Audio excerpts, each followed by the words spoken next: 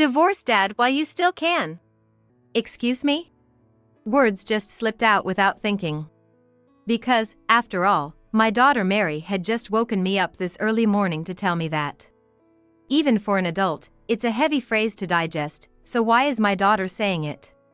When I ask Mary to elaborate, she says, "You see, Dad's gonna say bye-bye to you." Wait, bye-bye? Is that true? Yeah. So you've gotta do it fast.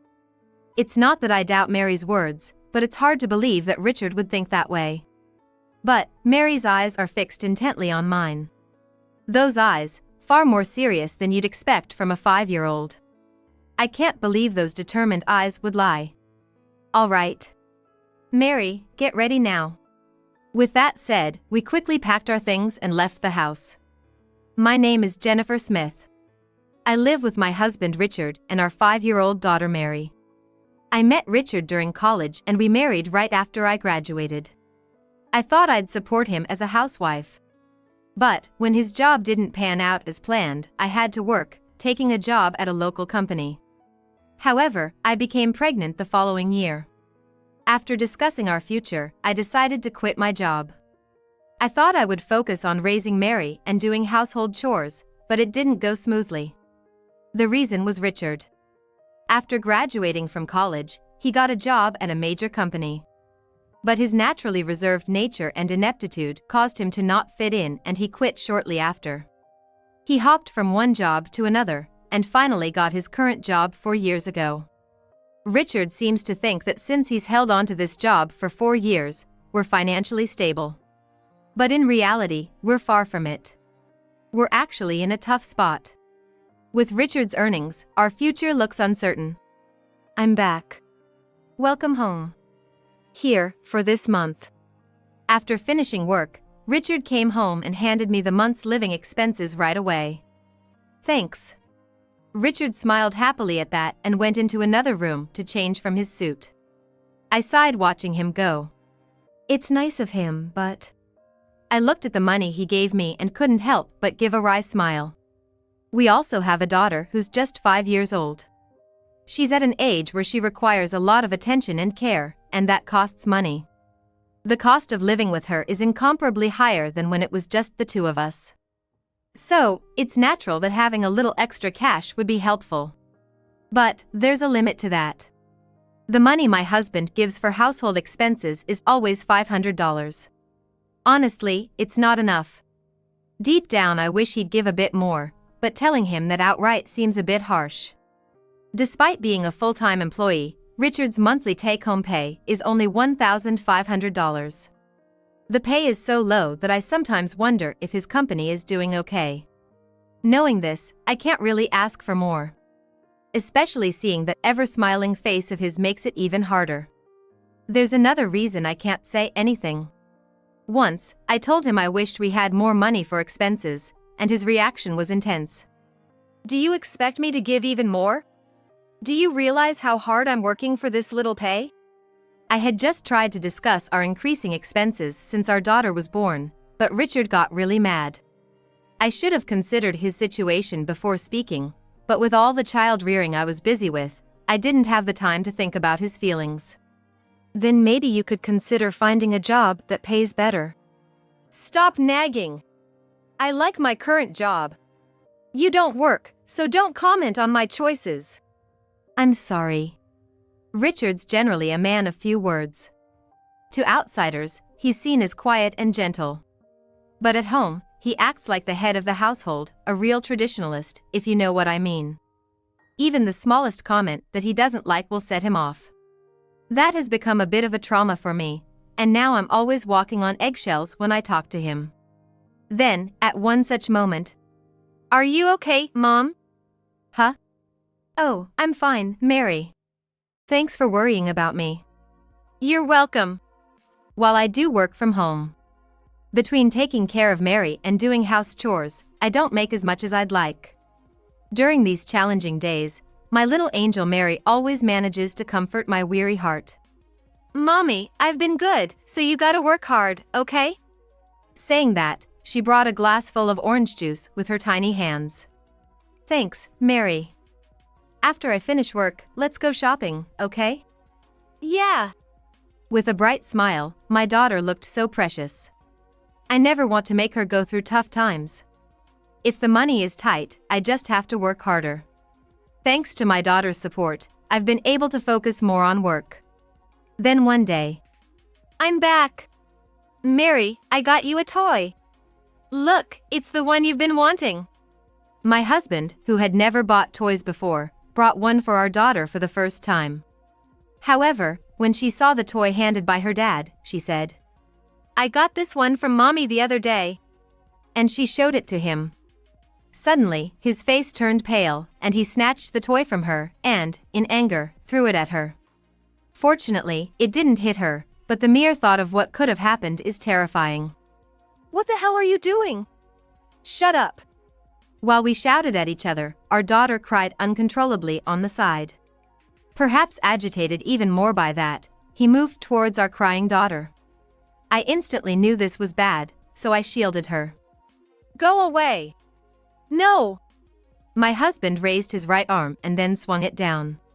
The sound echoed through the room. Then, without a word, he went to the back room, changed into his casual clothes, and headed out somewhere. I held my daughter tightly. Mary, are you okay? She wasn't crying like before, but perhaps frightened by a side of my husband she'd never seen. She trembled slightly in my arms. Once I felt she had calmed down, I headed to the bathroom. Wow. That's quite a bruise. A bruise that anyone could clearly see. Thankfully, it's not severe enough to warrant a trip to the hospital. However, I can't fathom why Richard got so angry. Was he upset because I bought a toy for Mary or because it was the same toy she already had? Still, the distrust I feel for my husband after what he did isn't easily dismissed. The thought of it possibly happening again is something I really don't want to dwell on. 2 hours later, Richard returned.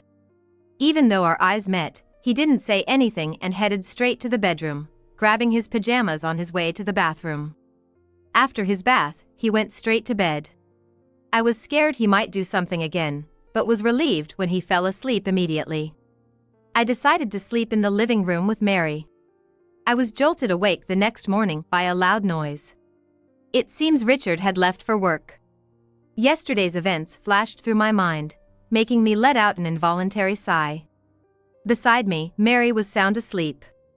I gently stroked her head, fervently hoping for an uneventful day. 3 months have passed since that incident, and thankfully, life has been smooth. Richard has been working hard as usual, and I've been taking care of the house and Mary while also managing my remote job, leading a life just like before. I'm home. Got a cake from that popular pastry shop today. Come on, try it. Thank you. Daddy, where's mine? Sorry, Mary, I didn't get one for you today. It's just for Mom. I'll get you one next time, alright? Ever since that day, my husband seems like a different man. He, who was always so reserved in public, began to talk more, stopped acting all high and mighty at home, and became kinder to me and Mary. Probably, that incident changed his perspective. However, there's one thing that still concerns me. It's the moment he hands me the monthly expenses. His salary remains meager as always. Yet, he started giving me his entire paycheck for household expenses. Here's for this month. Salary's still low, but this should be more than enough, right? Hold on, the whole thing again? We don't need this much. The extra I earn from working at home covers it just fine. Yeah. True. But hey, I'm the breadwinner of this family, right? If I only gave like $500 for expenses, wouldn't that be embarrassing? People would laugh if they knew. It's off-putting. Despite the changes, he seems entirely different. At that moment, I felt an indescribable unease. Hey Dad, let's play with me. Oh? It's been a while. Sure, what do you want to do? Let's see. It was a sight I hadn't seen in a long time. Until recently, my husband and Mary used to play together every day. However, after that incident, Mary had kept her distance from him. I was surprised when Mary, who had been avoiding her father, asked him to play with her. Watching them head to Mary's room, Mary glanced back at me for just a moment. Her eyes, at that time, seemed to be pleading something to me. 1 hour later, Mary came to the living room. The moment she saw me, she said that her father would be going on a business trip. "Mom, Dad said he's gonna be on a business trip from tomorrow." "A business trip?" He didn't mention anything to me. He always used to inform me whenever he was leaving for a business trip, but this time he hadn't. Later, when my husband came to the living room, I asked him about the trip. It came up suddenly. "Suddenly? When? Where are you headed?" "It's quite far. This one's a crucial trip and there are some secrets involved." I had never heard of a secret business trip. His inconsistent explanations made me feel uneasy, but I just went to bed that night. The next day, I was awakened by a clattering noise coming from the living room. "What?" Peeking into the living room. "Sorry, did I wake you up?" My husband was getting ready for a business trip. "You're leaving already?" "Gonna start work as soon as I get there, so thought I'd leave with some extra time." "It's good to be early, but it's only 5 a.m., isn't it?" "Why so soon?" "Well, I'm just a low-ranking employee. I should be there earlier than others arrive." Saying that, he quickly left for his business trip. His behavior felt off. Something was definitely amiss. Just as I thought that. Suddenly, our daughter woke up and said, "You should divorce Dad now." "Excuse me?" I unintentionally let out a surprised remark. I mean, for her to wake up this early and tell me to divorce her father was unexpected. Even an adult would be taken aback by such words. Why would my little girl say this? I asked her to explain in detail. "He's planning to say bye-bye to you." "Wait, bye-bye? Is that true?" "Yeah. So you have to act fast." It's not that I doubted what she said, but it was hard to believe that he'd think of such a thing. But her eyes, they stared straight into mine. Those eyes were more serious than you'd expect from a 5-year-old. There was something in that earnest look that made it hard to believe she was lying. "All right, Mary. Let's get ready right now." Saying that, we quickly packed and left the house. A few days later, I received a frantic call from him. "Hey, where are you? I came back from my trip and nobody's home, and all your stuff's gone. What's going on?" "Welcome back. How was your trip?" "Must have been boring going all alone, huh?" What are you talking about?" "No use playing dumb. I know the business trip was a lie. My husband's business trips were all a lie." "That's crazy. Why would I lie about a business trip? If you're so concerned, call the company. They'll set things straight. You'll see if I'm lying or if you're just paranoid." "Oh really? Should I call them?" "Huh? You think if you say that, I won't actually call? Is that why you're being so bold?" "But the thing is, I'm certain you're lying. Because I already checked with the company. They told me you've taken a 3-day break, and asked if I hadn't heard about it." He let out a small gasp on the other end. My husband, who had left the house saying it was for a business trip, had been spending nights in his car, switching locations so nobody would spot him. Surprised, huh? My husband probably didn't think I'd go that far. Sure, the old me would have just believed what he said about his business trips and wouldn't have thought to call his company to verify. But this time, it's different. All thanks to our daughter. "Mary told me that your business trips were lies." "What? Mary? No way. There's no way Mary would know that. You must have put that idea in her head, didn't you? That's impossible. You know as well as I do that even though Mary's only 5, she's observant. She watches everything closely, including what we're doing and thinking. Despite being just 5, Mary has a mature perspective. Probably because of all the TV dramas I watch.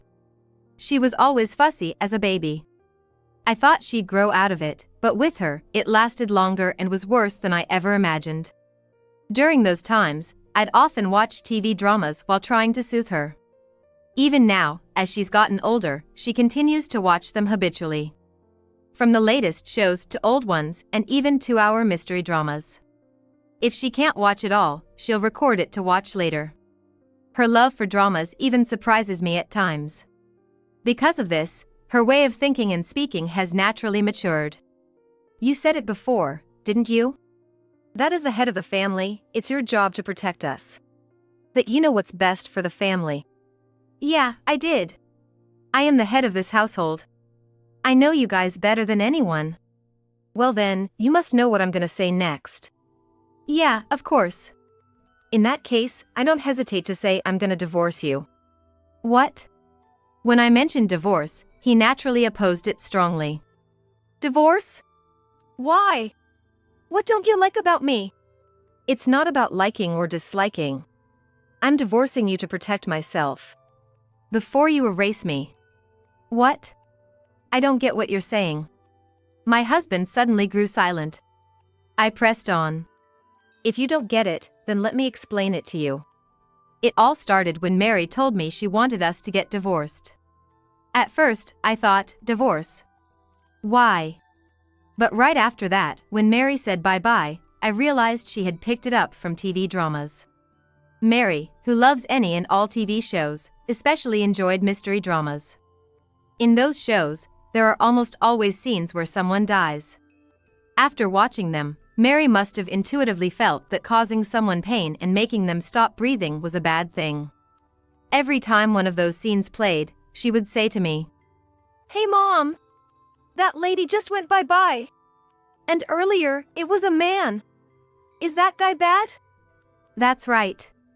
People who make others go bye-bye like that are bad. I see. In other words, when Mary said bye-bye, she was talking about someone dying. And then she told me, "Daddy's trying to make you go bye-bye." If I hadn't been watching those shows with her, I would have never understood her. Had I not spent quality time with Mary, I wouldn't have caught on. And without a doubt, I would have ended up dead at the hands of my husband. You really think I'd do something like that? You must have said it 'cause it's the truth, right?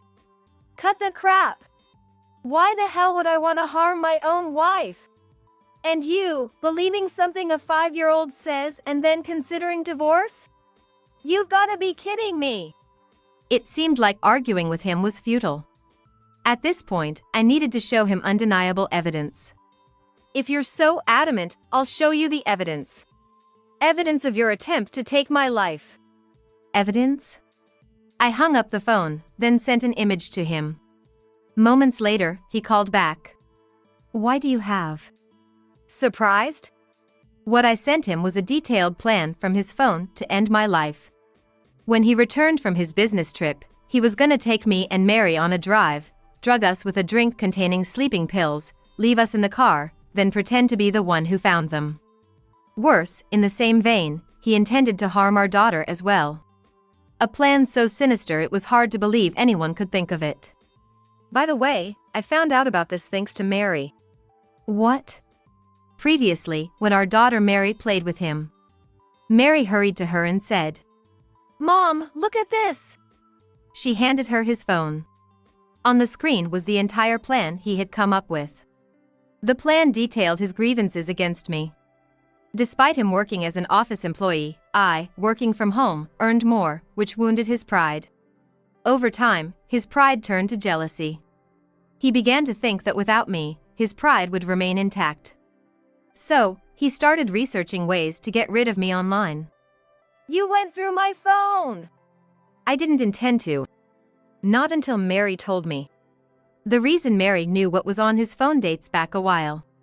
Once, Mary asked him to watch a TV drama. However, my husband wouldn't give up the TV he was watching, so he told our daughter to play a game instead and handed her his cell phone. When our daughter unlocked the phone to play a game, she came across a screen she had never seen before. But that screen was the meticulous plan my husband had made to get rid of me. That screen was eerily similar to a plot from a TV drama she had watched. That's how Mary realized what he was planning. You had no right to snoop. How can you even say that? You realize what you were planning, right? I'm just glad I trusted Mary. If not, who knows where she and I would be now. He hung up without another word. Right after that, an email popped up on my cell. It read, "Don't think this is over. I've got plans too." 2 hours later, to my shock, my husband showed up at my parents' house. "I knew you'd be here." "How'd you know I was here?" "I always knew you'd run back home." "It's pretty obvious." Behind me, our daughter looked terrified. "Go to the back room." She nodded and headed to the back room. I never thought he'd come all the way to my parents', but now that he's here, I have no choice but to face him. "So, what brings you here? Surely you're not trying to take us back, are you?" "That's exactly why I'm here. We're a family, after all. We should be together." "Together? You, who's been threatening Mary and me? Give me a break." The confrontation continued. "Don't worry about what happened before. I've changed. Let's live happily, just the three of us. For you and Mary." It's definitely a lie. I could see it in his eyes. "I've told you before, I'm gonna divorce you. I've already consulted a lawyer." "A lawyer, huh? Well, they mean nothing if I don't agree." "That might be true. But it won't come to that." "What do you mean?" Then, I showed him something. "Isn't that the plan I recorded? What's the point in showing me that now? Trying to threaten me with it? Even so, I ain't gonna divorce you. I'm not as low as to threaten you. If I did, people would think I'm just like you. What I did was tell the police everything, along with all the evidence." "What? The cops? Of course. You think I wouldn't do anything when my own husband's trying to kill me?" Hearing about the police, he looked enraged and lunged at me. I tried to shut the front door in haste, but he forced it open with his strength. "You think this is a joke?" He was a completely different person, not the mild-mannered husband I knew. In the face of his raging strength, I felt helpless. "Mama!" From behind, I heard Mary's voice. Looking back, I saw her, trembling in fear but still looking at us. "She's so scared." "It's okay, sweetie, Mama will protect you." Saying that, I felt a newfound strength. Maybe it's the power of a mother trying to protect her child? I tried with all my might to close the door, but his strength was beyond anything I imagined. "I just can't anymore." It was then. "What are you doing?" At the same time as the voice, my husband was blown back, screaming in horror. "Huh?" Trying to make sense of what had just happened, I peeked outside through a small gap in the front door. "Jennifer, are you okay?" "Dad!" Just in the nick of time, my father appeared. "Dad, why are you here? I thought you were on a business trip starting today." "I forgot something at home. Just came back to grab it." I felt a huge relief knowing he was here, even if it was just a coincidence. "But what the heck is going on here?" "Oh!" Gulping in fear of my father's intense aura, my husband seemed to lose all strength in his legs and just collapsed right there on the spot. And it's understandable. My dad stands tall at 6 feet 3 inches, is built solid, having practiced judo during his school days. Even now, he keeps himself fit by hitting the gym regularly. He doesn't look a day over 60 with his impressive physique. Even the young and reckless would avoid messing with my dad. There's no way my husband could stand a chance against him. "So, you gonna tell me why you're here and what you were planning to do to my daughter and granddaughter?" Unable to bear the tension any longer, my husband tried to leave, tears streaming down his face. But in the next moment, several men grabbed him. "Don't move!" "What the? Let go! Get off me!" Struggling, my husband was subdued by several police officers, and was taken away right then and there. That was close.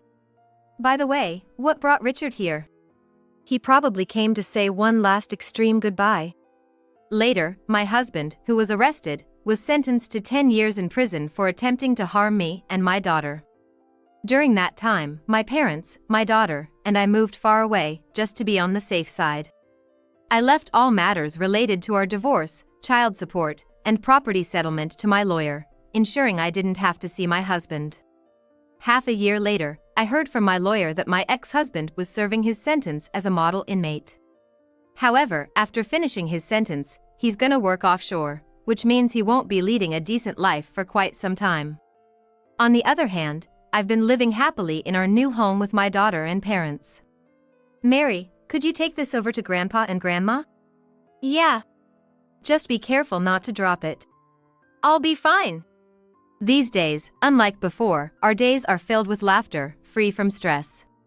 I sincerely hope these days last forever. That's too bad. These were the words my mother-in-law threw at me when I returned home from work. Who would ever imagine that when I tried to unlock the front door of my childhood home, I wouldn't be able to? Huh? It won't open. At first, I thought maybe I had the key facing the wrong way. I tried reinserting it, but still, no luck. Upon closer inspection of the keyhole, I realized the locks had been changed. I was dumbfounded, locked out of my own house. When I felt someone watching, I looked up to see my mother-in-law, smirking and saying, "Tough luck." That's when I lost it. My anger surged like an erupting volcano, threatening to overpower me. But I knew reacting impulsively wouldn't help. I took a deep breath to calm down. I won't let her get away with this. I glared at her as a form of resistance, silently fuming at her. My name is Linda, and I'm 40 years old. I'm a regular housewife, working a part-time cashier job at the local supermarket. My husband, James, is 35, 5 years my junior. We got married about 2 years ago after being introduced by a mutual friend, and we don't have kids yet. James often travels for work, sometimes being away for several months. While we're open to the idea of raising a child if it happens, we aren't actively seeking treatments or interventions to become pregnant. Then my mother passed away. I have faint memories of my father as he left when I was very young. My mother single-handedly raised me, so her loss felt like a gaping hole in my heart. Being an only child, I inherited our family home. James had no objections, so we started our new life there. But our blissful married life was disrupted when my mother-in-law found out. I never expected her to be so vindictive. It seemed our peaceful daily life was about to become a roller coaster. At one point, she expressed her desire to live with us. James naturally turned her down, but she was persistent. She reportedly called him dozens of times in a single day, trying to convince him. It was taking a toll on James.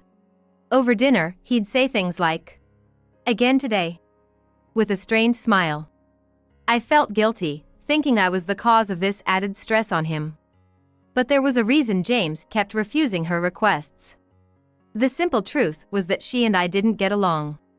Actually, when we went to introduce ourselves for marriage, my mother-in-law did something I didn't like. Back in my mid-20s, I had a health issue related to female reproductive health, and had to undergo surgery to remove one of my fallopian tubes. This happened before I met James, so I told him about it when we started dating. Still, what James told me then still resonates with me today. "I'm not with you just because I want kids.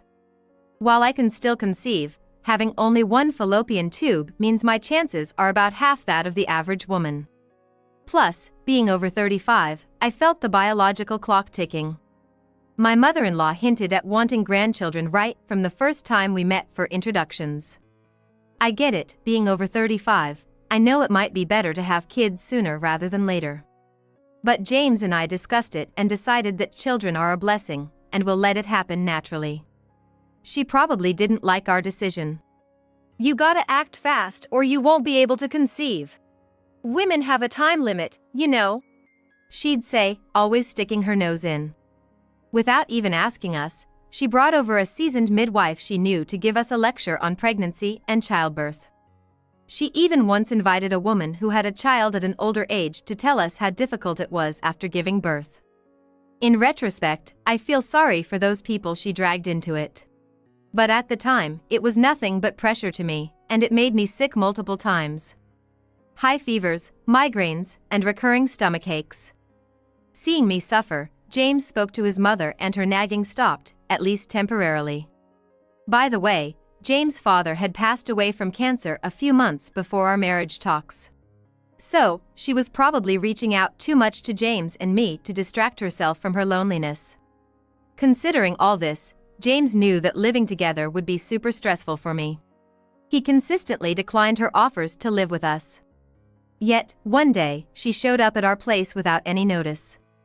When James asked how she knew our address, she confessed to having followed me from my workplace. Realizing she had been trailing me without my knowledge and now knew our address sent shivers down my spine. For once, James got really mad at her, but she acted as if nothing happened. And behind her was a fairly large suitcase, which gave me a bad feeling. So, I asked, "Mother-in-law, is that suitcase by any chance?" As expected, she said she had packed her stuff in it. I swallowed hard. Could it be that we're gonna start living together from this very moment? Given how proactive my mother-in-law has always been, an experience I've been subjected to more times than I'd care to remember, I couldn't help but get that feeling. I could tell by the increasingly stern look on James' face that he was thinking the same thing. But, paying no mind to our apprehension, my mother-in-law began rummaging through her suitcase and showed James some documents. The moment he saw them, the color drained from his face. "Mom! What do you mean you've terminated your apartment lease?" I was too shocked to say a word. Who would have guessed she'd give up her own apartment? Now, it seemed we had no choice but to let her stay. We exchanged worried glances. While we were drowning in despair, she calmly said, "If things go on like this, I'll end up homeless. With my husband gone and James being my only child, what'll I do if I'm left out in the cold?" Though she sneaked glances our way, it was clear she was doing this on purpose, knowing full well we had no option but to agree. I felt the spark of annoyance ignite. But I hid it, doing my best to respond with a smile. Sensing my resignation, James sighed but reluctantly led his mother into our home. We didn't want to cause a scene outside, not knowing what the neighbors might think. Being in a place much like Nebraska, community ties are strong, and using that to her advantage, she loudly lamented about becoming homeless. So, we had no choice but to let her in. James held his forehead, looked up to the sky, and apologized to me in a low voice. I told him, "No need to apologize," and glanced back at my mother-in-law. She barged into our home, looking around as if sizing up her new territory. Then, as if on cue, she swiped her finger over the shoe rack. Neither James nor I are neat freaks, we just clean over the weekend. Given that it's Friday night, we haven't cleaned the shoe rack yet, so her finger came away dusty. She shot me an accusing glare and berated me for not even being able to keep the house clean. If I had to say, her apartment had its own share of dust, and it wasn't particularly clean either. It was clear she just wanted to pick a fight, and my shoulders trembled in response. I wanted to retort right then and there, but I've always been the type to hold my tongue. Knowing that it'd be more trouble to upset her, I kept my cool and apologized to navigate the situation. But, this was just the beginning of her nitpicking. Given the age of our house, it's only natural for it to have some quirks. But she complained about the hallway floor creaking and insisted we change our too hard sofa. After all, this is mine and James' living space. If she's forcing her way into our lives, she should adapt to us, right? But she didn't see it that way. Anytime James tried to reason with her, she'd deflect with some excuse. From demanding expensive tea to insisting that sweets should always be on hand, she's been unbearable since moving in. Just a few days with her had me feeling down in the dumps. Then, to make matters worse, a week after she moved in, James suddenly had to relocate for a little over a year for a client that only he could handle. He looked down, clearly feeling guilty. I tried to cheer him up, promising to hold down the fort while he's away, and saw him off with a smile. That's when my mother-in-law really showed her true colors. She never complained when James was around, but that night she criticized the meal I made. "I've thought this before, but your food is bland. Did you even use salt? And there aren't enough side dishes. This lacks in both nutrition and presentation." At first, she'd comment like that but still eat. As days went by, she escalated to dumping the meals I cooked right in front of me into the trash. I tried to adjust the taste to her liking, but she seemed bent on just tormenting me. In the end, I reverted to cooking the way I liked. Of course, she still complained. But if she's gonna throw it away anyway, I might as well cook it how I like it. My mother-in-law, angered by how I handled things, started gossiping with the neighbors when I wasn't around, spreading nasty rumors about me. Of course, everything she said was a bunch of lies. But, since the neighbors have known her since they were young, they just brushed off her stories and often consoled me when we met, saying must be tough, huh? That was the only silver lining. Those days went on and my spirit gradually wore down. I began mindlessly shuttling between work and home. A year passed since I started living with my mother-in-law. Lately, she started ignoring me. The atmosphere at home became so oppressive that I decided to work full-time, just to avoid seeing her as much as possible. Then, one day after work, as I tried to unlock the front door, the key wouldn't fit. Wait, why won't it open? I first thought I had it in the wrong way and tried again, but it still wouldn't work. On closer inspection, I realized the locks had been changed. I was shocked. Never in my wildest dreams did I think I'd be locked out of my own house. Suddenly, I felt someone watching. Glancing into the living room next to the entrance, there she was. My mother-in-law, with a sinister grin plastered on her face, looking right at me. "You're out of luck, aren't ya?" That was the last straw. I felt a volcanic eruption of anger surging from the depths of my heart, trying to take over. But I knew that acting impulsively wouldn't help, so I took a deep breath to calm myself down. I won't let her have her way. Fuming inside, I shot her a dirty look. She probably expected me to break down, beg, and make a scene. Not gonna happen. Quickly shifting gears, I turned on my heels. I headed to a nearby motel. After informing them I'd be staying for a few days, I decided to use this place as my base. I didn't have many personal belongings, and the essentials I'd need could be easily bought. With that, I decided I didn't need to return home anytime soon and ignored all the calls and messages from my mother-in-law. Soon enough, I got a call from my husband, James. I figured my mother-in-law probably spouted off some baseless rumors, so I thought I first had to clear up James' misunderstanding. However, it turned out that wasn't necessary. "I heard from Mom you ran off. She's the one causing trouble, right?" "I'm sorry, Linda. I wasn't around to help, and you've been through a lot. Can you tell me what happened while I was away?" "You're too kind. You probably kept quiet, not wanting to burden me." Relieved, I explained everything to him. I intended to keep it brief, but before I knew it, an hour had passed. James listened quietly, occasionally nodding. When I finished, he simply said, "I get it," and asked me to leave the rest to him. Within half an hour, my mother-in-law called. "You made James mad at me. You probably talked behind my back, huh? You're such a nasty piece of work." That really got to me. All the emotions I'd held back during our time living together came rushing back.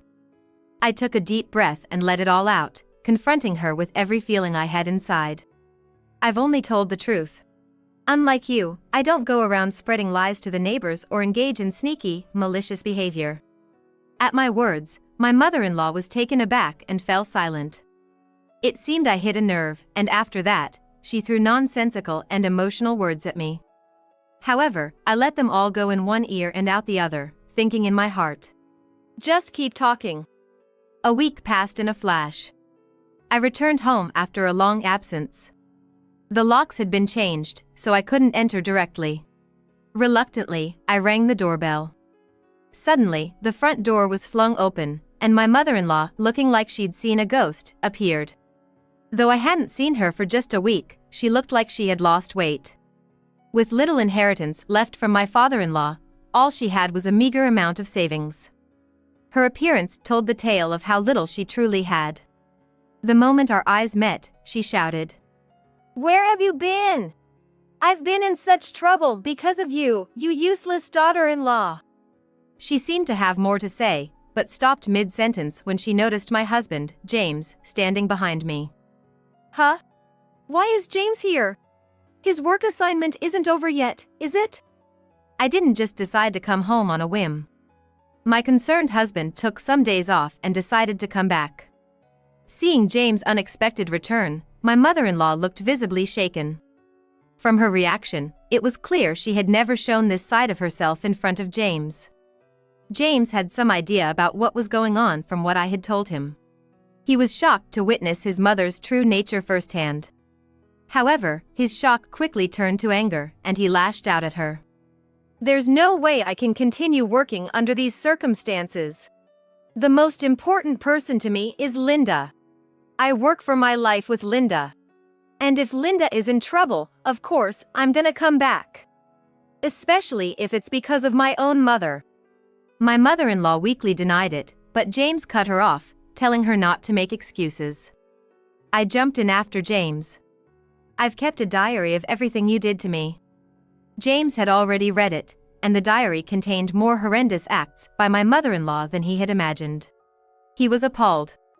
My mother-in-law looked away guiltily, muttering some excuse. Now was the time to speak my mind. I took a deep breath and told her. "This house is inherited by me. It's not a place where you can do as you please. I want to live here with my husband, but you don't belong here." "You didn't have to say it like that." She tried to protest, but I retorted. "Isn't it clear that being vague doesn't work with you? After all, you always speak your mind with me. It's only fair that I do the same." She was defeated and said nothing, shrinking back. "Well, it's about time we settle this." I took another deep breath and told her the truth. "We've already started the process to sell this house. James and I decided to sell it right away. We're going to pack our things and have some friends to move them to our new place, so you should start packing too." Upon saying that, my mother-in-law's eyes widened in shock. Actually, after being locked out of the house and confessing everything to my husband, I decided to take drastic measures and sell the house. My mother-in-law blamed me, asking why I went ahead with such a decision without consulting her. Why would I need her permission to sell the house? Since I inherited this house, even if he's my husband, he can't interfere. Inheritances are separate property, so even if we were to get divorced, it wouldn't be divided. It's something that's not included in the property division. To begin with, my mother-in-law has no right to say anything about this house. That's why I thought there was no need to consult her. I might have told her if we had a good relationship, but she forced us to live together and made life hard for me. Why should I be considerate to her? It's the house I live in with my husband, so I did check with him, and he backed me up saying I could do whatever I liked. That's when I went to a real estate agent with a certain flyer and asked if they could sell it. Apparently, the properties around here are popular lately, and even if they're small, many people want to buy them. The real estate agent I visited also had a flyer saying they'd buy used properties, and after checking if ours could be sold, they were keen to buy it right away. There seems to be a couple around here who want to open a cafe, and my house is just the right size, easily accessible, and has parking, which is a plus. Normally, I'd ignore such flyers or talk, but given the situation, I wasn't in a position to be picky. As soon as I met with the couple interested in buying, they said they'd pay a good price but wanted the house handed over within 2 or 3 weeks. I agreed immediately and told my husband about it. My husband found us a month-to-month apartment and said we could live there for a while. When we told my mother-in-law all of this, she was shocked, not expecting things to have progressed so far. Ignoring my mother-in-law, who had turned pale, we went inside the house and started packing. Being a minimalist and with a husband who often travels for work, we didn't have much to pack. In about 3 hours, all our belongings were packed in boxes and suitcases. Our friends helped us to handle the heavy furniture and appliances. Before we knew it, dusk was upon us. The western sky turned a deep red, accentuating the sorrow of my mother-in-law who stood there, lost in thought. Then, we hopped in our car and headed to our temporary apartment. That evening, as expected, the phone rang with a call from my mother-in-law. I answered while my husband, James, was in the shower. I had an inkling about what she'd say, but I listened to her anyway. She had always been quite assertive with me, but given her current situation, she probably didn't have the spirit to act that way. She pleaded in a soft voice, like the whine of a mosquito. "I apologize for everything I've done. It was all my fault. I never realized you, Linda, felt this way. I never intended. I'm sorry. Can we live together again? Her voice, trying to be sweet, made me feel uneasy. Did she really think she could win me over with just those words? I'm not that simple. If it had been a matter of a day or two, maybe a simple apology would suffice. But after enduring a year of mistreatment from her, there was no way I could forgive her for trying to sweep everything under the rug with just a sorry. Thinking that an apology like that would suffice just shows how shallow your thinking is. I have no intention of forgiving you. Both James and I are thinking of cutting ties with you. The word cutting ties seemed to panic her even more. She rambled on, trying to appease me, but it was too late. After all her attempts to sabotage me, involving others with her lies, the audacity of expecting forgiveness was just too much. Suddenly, James, fresh out of the shower, heard her voice and yelled into the phone. She let out a small cry and hung up. We didn't hear from her after that. I blocked her number immediately, and James just sighed in disbelief. She was already in deep trouble, but little did she know what was awaiting her. Some time passed and the day to hand over the house approached. She seemed to be in a rush packing her stuff, but apparently, she hadn't finished. When she moved in, she only had 2 suitcases worth of belongings. But after James moved for his job, she'd made a ton of purchases online and at yard sales. Considering she was spending so much, she probably had nearly drained her savings or even her husband's inheritance. Yet, that spending had backfired. There was just too much stuff to pack. When James and I went to check on her, she yelled at us, her face red with anger. You two decided on this move. You have to take responsibility and find me a new place. But as I calmly revealed a shocking fact, her face changed from red to pale. Hey mother-in-law, did you really dip into our savings just because yours ran out and you used up your husband's inheritance? We had kept some cash aside for emergencies, and to think you actually stole it. And the neighbors mentioned seeing you with a young man.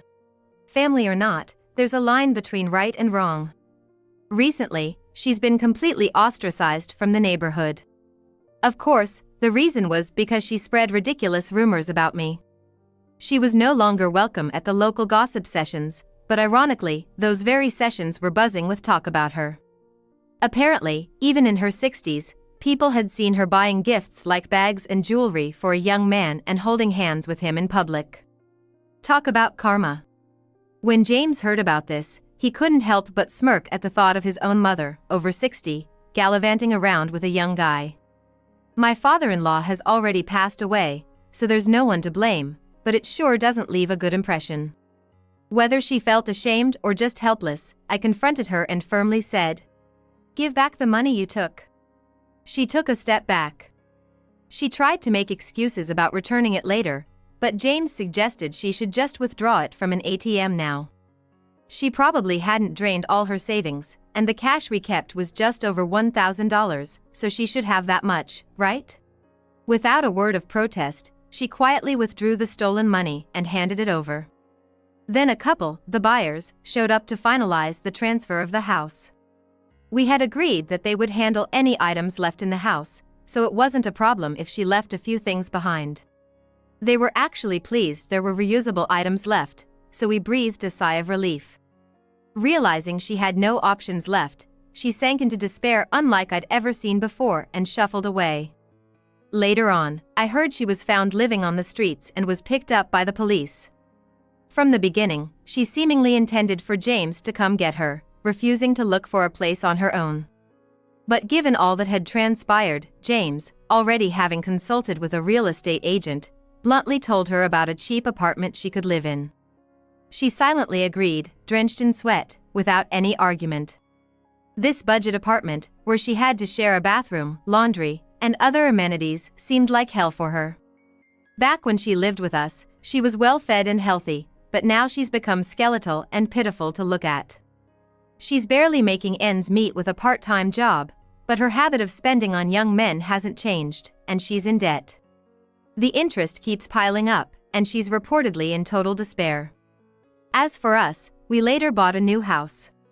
Once the issue with James' mother was settled, he went back to his temporary work assignment, finished his tasks there, and then got promoted, meaning no more work-related moves.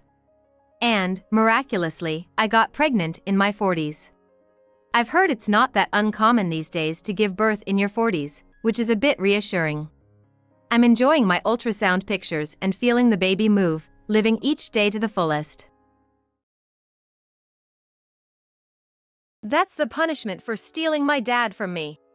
In the midst of our argument, Jenna grabbed my arm and forcefully dragged me outside. Then, she shoved me into a shed that was far from clean. I tried my best to resist, but younger folks just have more strength. I was trapped in the shed. Inside the dark and chilly shed, I started to feel ill. What should I do? How can I get out of here?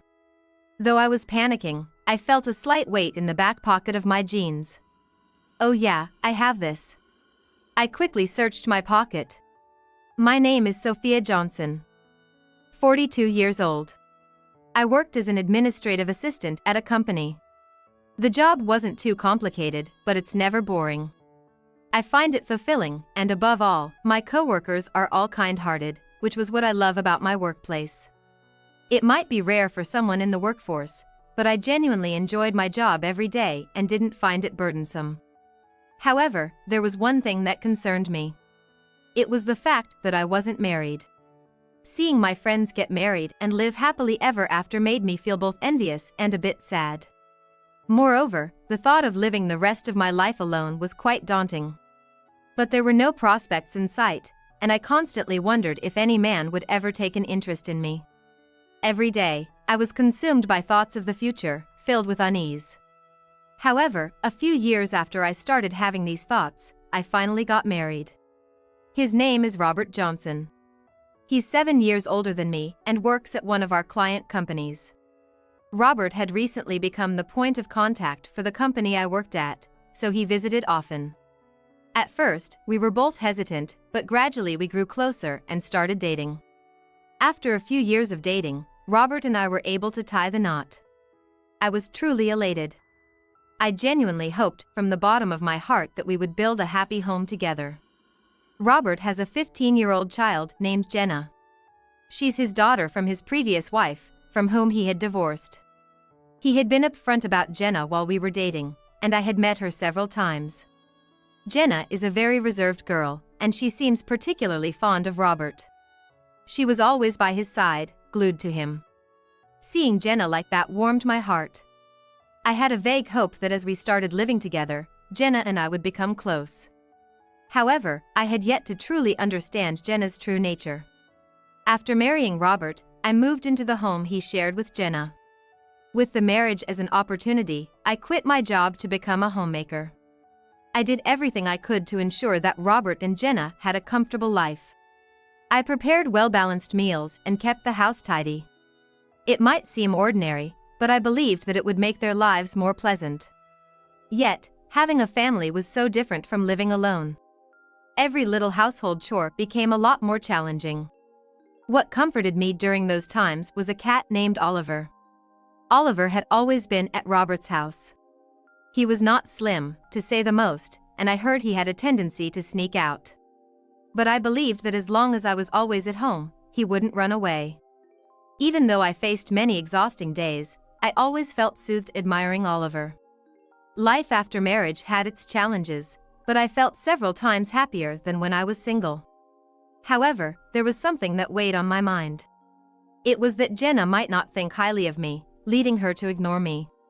Even when I tried to initiate conversation, Jenna would look at me with a perplexed expression and continue to ignore me. "Jenna, welcome home." Yet, Jenna would only give me a fleeting glance and not respond. "How was school today? Did you have fun?" I tried to continue the conversation, but she still wouldn't say a word. After petting Oliver for a bit, she went straight to her room. Even though she kept ignoring me, I believed she just hadn't come to accept me yet. She was at that challenging age of 15. If her father remarried and suddenly there's a new woman in the house who isn't her real mother, it's understandable that she would be wary. I had met Jenna a few times before Robert and I got married, but she just couldn't seem to warm up to me. I was racking my brain trying to figure out how to get Jenna to accept me. But, despite my efforts, Jenna never warmed up to me. Ignoring me became her default. She began overtly avoiding me, and whenever she was around me, she had a constant look of displeasure on her face. When Robert was home, she'd talk a bit, probably to avoid upsetting Robert, whom she adored so much. Still, I thought it was way better than not talking at all. It's been about 4 years since I married Robert. The distance between Jenna and me never seemed to close, and life felt kinda floaty. Even after living together for 3 years, I didn't know what Jenna's favorite food was, nor what her hobbies were. The only thing I knew was that she adored Oliver. I had grown accustomed to Jenna's gaze, which initially felt intimidating. But, when Jenna reached high school, she surprisingly started a conversation with me. "Hey. Huh? What's up?" I was taken aback that Jenna spoke to me, and my voice unintentionally went up a notch. Was she finally opening up to me? What's she gonna say? Various emotions bubbled up, but I silently waited for Jenna's words. However, what Jenna said was completely unexpected. "How long are you gonna stay in this house?" "What? I'm asking how long you're planning to stay. Can you leave soon? You're in the way." "Why would you say that?" Obviously, being told out of the blue to leave was a shock. I was puzzled as to why she'd suddenly say that. Questions swirled in my head, but finding the words was challenging. Then, Jenna explained her feelings, shedding light on her past actions. "Look, I love my dad. It was just the two of us, you know? Why did we suddenly have to live with an old woman like you? Acting all motherly. I just can't handle it." "What? I thought if I treated you like you weren't there, you'd break and divorce him. Was the school fun? Seriously gross." I was bombarded with her hurtful words, leaving me speechless. "In front of Dad, you act all high and mighty. But it's been hard for me, you know. Maybe it's time you realized your worth? Old lady." "Worth?" Seeing my despondent face, Jenna seemed satisfied, flashing a smile I had never seen before, and walked away. She had harbored such negative feelings towards me all along. The barrage of hurtful words and the suggestion to reflect on my worth kept echoing in my head. Before I knew it, tears streamed down my face. What was the point of all the effort these past 4 years? I tried so hard to gain Jenna's approval, but in the end, she never accepted me. How should I approach Jenna now? I tried desperately to find an answer, but none came. From that day on, Jenna began hurling insults at me. "Sophia, I've always thought this, but you're really bad at cooking. It's seriously awful." "Oh, really? I'm sorry." "It's sad for Dad, you know. There are so many better people than you out there. With Dad's charm, he could remarry in a heartbeat." Jenna would say things like this, but she would put on a facade in front of Robert. "You know, Sophia's cooking is really delicious. Right, Jenna?" "Yeah. It's yummy." It wasn't new, but seeing Jenna's quick switch always left me dumbfounded. "What's wrong, Sophia?" "Sophia is just so happy." I feel happy yet not happy, such a complicated emotion that probably no one can understand. "I guess so," I replied, trying to maintain my composure. But Jenna lost all restraint and just kept on with her tirades. Many times, I thought about breaking down and confiding in Robert. But I never could take that step. Robert always seemed so busy with his daily work. I just couldn't bring myself to burden him with my problems. I thought if I just endured, everything would be okay.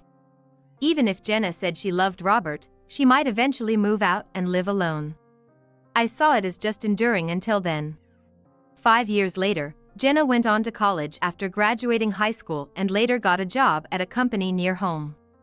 Around the same time Jenna started working, Robert began taking on business trips.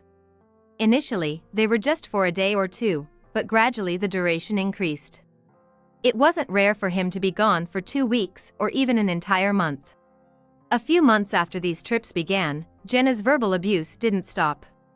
With Robert gone, it seemed Jenna had no filter. "The food's terrible. Can't you do something about it? Say something. Jenna left her unfinished meal and quickly went to Oliver's place. I looked at the leftover food and gently put down my knife and fork. I had endured so much up to this point. But one day, I finally reached my breaking point. Endless verbal abuse and a cold attitude. Every day, treated more like a maid than a mother. There wasn't any particular trigger. While Jenna was hurling insults at me as usual, I finally snapped. Just get out already. You're so annoying. Hey. You're always telling me I'm a bother and to leave. Enough is enough. Jenna, not used to me talking back, was taken aback. But she immediately retorted with harsh words. What? Why are you suddenly talking back? I seriously can't deal with this. I can't take it anymore. If you can't stand it, why don't you move out?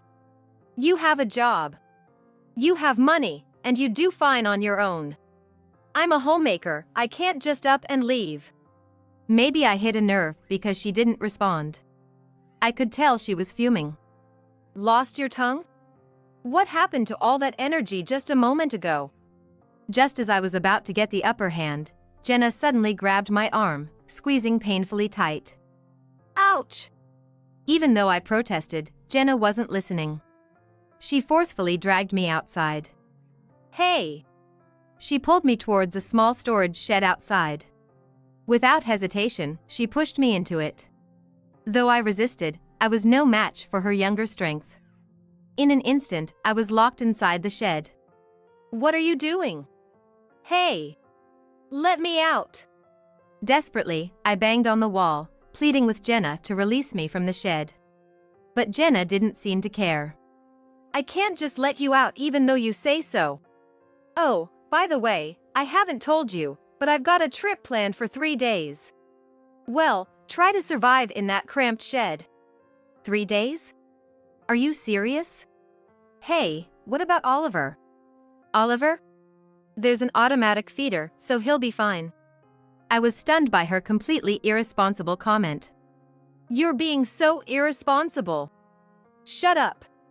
Never come out of there again. After yelling, Jenna mockingly said this. That's the punishment for stealing my dad from me. Punishment. Soon after, Jenna's presence disappeared. Inside the dark, unattractive shed, I felt the chilly air and started feeling sick. What am I gonna do? I can't bear to stay in here for 3 whole days. I started panicking even more, desperately banging on the walls. But it was no use. At that moment, I suddenly felt the weight in my pants pocket. Oh yeah. I have it. I quickly reached into my pocket and pulled out my smartphone. Such a lucky break. I called my nearby friend, Sarah Turner. Oh, hey? Sarah? Sophia? What's up? It's rare for you to call. The thing is, I explained my situation and asked Sarah to come help. In just a few minutes, Sarah arrived. Are you okay? The door swung open, revealing the blinding sunlight and Sarah's face. Even though I'd only been in the shed for a few hours, it felt like days since I'd been outside. I thanked Sarah and she took me to her house. I didn't have my keys, and Robert was away on a business trip. Given all that, Sarah told me I could stay at her place for as long as I needed. When I got out of the shed, I felt that Jenna's presence was gone. She probably already left for her trip. Anyway, the next thing I should do is contact Robert. I sent Robert a message, telling him what happened, where I currently was and all. I couldn't exactly ask him to come back, but deep down I hoped he would. While chatting with Sarah, a few minutes later, I received a call from Robert. Hello? Sophia? Are you okay? Robert. I'm fine. Thanks. Listen, I'm heading home now. I'll come pick you up, so wait at your friend's place a bit longer, okay? Oh, what about your work? Forget work. Just know I'm on my way. I think it'll take about 3 hours, so hang tight. Robert seemed worried about me and was making the effort to come back. I thanked Robert and hung up. He said he's coming to pick me up. So, can I stay here for another 3 hours or so? Of course. And honestly, you have such a caring husband. I can kinda see why Jenna might be a tad jealous, just saying. Jealous? Yes, jealous. She was like, I love Dad, right? From what I've heard, she's probably jealous that you married her beloved dad. Is that so? Now that it was mentioned, it did seem like jealousy. But, just because she's family doesn't mean you should hold back. Telling her off when needed is for Jenna's own good, you know.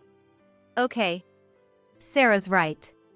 No matter how long we've lived together, acting impulsively in anger like I did isn't going to help Jenna. But how can I get through to her? I racked my brain for a solution. As a result, I came up with a somewhat forceful plan. I immediately shared the plan with Sarah. That's a pretty cool idea. Give it a shot. I'll give it my best shot. Sarah seemed amused and supported the idea.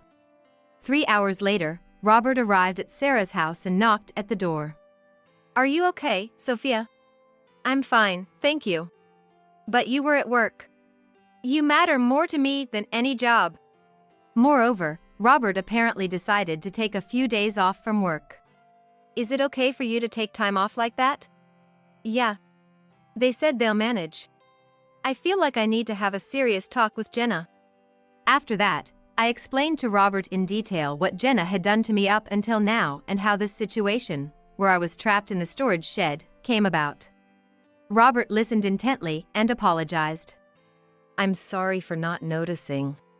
It's not just your fault. I didn't speak up, and Jenna was doing all this secretly. Still, I should have noticed something was off. I'm truly sorry. A heavy atmosphere lingered. Breaking through it was Sarah. Hey! Why the long face? You're gonna scold Jenna, right? Buck up. Sarah's words somehow inspired me. You're right. Afterward, we thanked Sarah and went home. I felt like I might have troubled Robert, but if this could make Jenna's behavior settle down, I'd be glad. When we got home and things calmed down a bit, I told Robert about our plan for Jenna and why I felt the need to go to such lengths. After pondering for a moment, Robert was like, well, honestly, considering Jenna's past, it might take something drastic to get through to her. 3 days later, it was the day Jenna would return. Since we didn't know when she'd be back, we left the window closest to the shed open, keeping an eye out for her return. Around 6 p.m., a taxi stopped in front of our house, and Jenna stepped out with her luggage. The plan I put into action involved making the shed, where I was supposedly locked up, seem ransacked and emitting a rotting smell. Frankly, it's debatable if a human being would pass away in such conditions for 3 days. Moreover, even if the person did pass away, the stench of decay wouldn't arise immediately. However, I bet that Jenna wouldn't know such details. With a slight intention to shock her, I executed my plan. Secretly watching Jenna, I noticed she stopped in front of the shed. From her reaction, it seemed my plan was working. Ugh. What's that smell? Jenna frowned at the stench wafting from the shed. After pondering for a moment, she suddenly looked alarmed, murmuring something and forcefully opened the door to the shed. Jenna was choking from the intense odor. However, her expression quickly changed to shock as she observed the inside. What's this? It's been ransacked. We approached the dumbstruck Jenna and spoke up. How was your trip? Sophia? Why? Wait, Dad's here too? Jenna. We need to talk. Robert had the scariest expression I'd ever seen on his face. Seeing Robert's face, Jenna seemed to have understood everything. Jenna sat on the sofa, looking downcast. You've done some terrible things to Sophia. To Robert's words, Jenna remained silent. You panicked earlier thinking that maybe Sophia had died in there. That's not it. What? Then why did she look so panicked in front of the shed? As we waited for Jenna's response, she revealed something unexpected. I thought Oliver was inside. What? Oliver? After all, Oliver used to escape often before. I thought maybe he somehow got inside the shed and couldn't get out. You should have been worried about Sophia. After locking her up. What would have happened if I hadn't come back? I forgot about Sophia. I couldn't believe she forgot she locked me up. I was so shocked, I couldn't find the words. But Robert was livid at her careless statement. I never thought you'd be like this. I'm truly disappointed.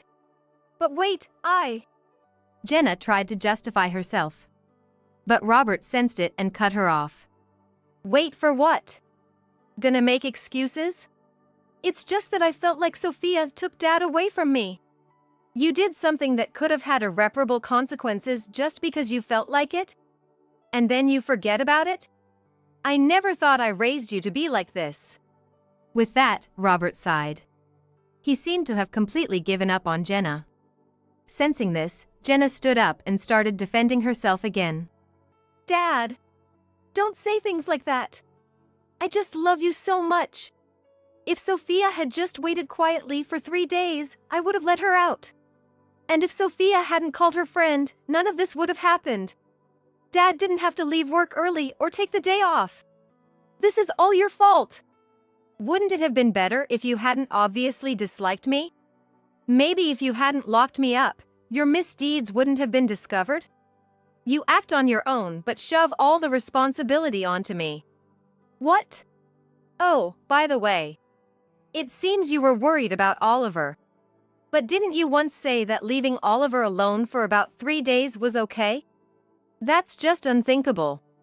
Do you realize you have a living creature under your care? I thought it would be fine. If you truly cared, leaving him alone for 3 days wouldn't even be an option. And by the way, you don't even know what kind of food Oliver is currently eating, do you? Because Robert and I have been taking care of him. I thought you loved Oliver since we started living together. Now, you only pet him when you feel like it and ignore him otherwise. It's all so contradictory that it's become quite funny. When I said honestly what I was thinking, Jenna blushed with anger. Why do I have to be told that by you? You're a stranger. A stranger. You're the one who took away my dad, so it's all your fault. Hey! That's enough. Jenna, who couldn't understand what I was saying, snapped even more. But Robert stepped in. You've been spouting nothing but self-centered nonsense. How is it all Sophia's fault? I really can't understand what you're thinking. Daddy. Jenna, with tears in her eyes, clung to Robert. But Robert coldly looked down at her. Just leave this house. What? Why? Hold on. All of a sudden. I can't keep someone in this house who, on a whim, endangers another's life, and then forgets all about it and merrily goes about playing. Get out now. But. Enough. You think you have the right to talk back? You really don't think of anyone but yourself. Jenna tried to persuade Robert, but he brushed her off. And to top it all off, she turned to me. Sophia! Please say something. No, it's no use.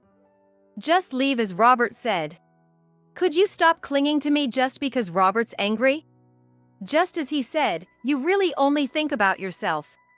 Hearing my words, Jenna hung her head. With a resigned look, she dragged her suitcase and left the house. Her figure seemed lonely, but oddly enough, I didn't feel sorry for her at all. After that, I received a ton of emails and calls from Jenna. She sent me messages like I'm sorry and please forgive me. Looking at the volume and timing of those emails and calls, she'd send a bunch all at once or send them regardless of day or night. It really showed her self-centered side. She also sent updates about where she's been living and how she's been getting by. Apparently, she's been living in one of those dirt-cheap motels while working. I thought she could just stay at a hotel or rent an apartment, but she seems to be picky about having separate bathrooms, wanting a clean place, and so on. She's having a hard time settling on a place, and even if she finds a good one, the rent is too high for her. She sent the exact same messages to Robert, who was stunned. He was like, it's either she really can't manage on her own or she's just too selfish. But honestly, no matter the situation, I'd never let Jenna back into this house. I really wish she'd take a moment on her own to reflect on her actions.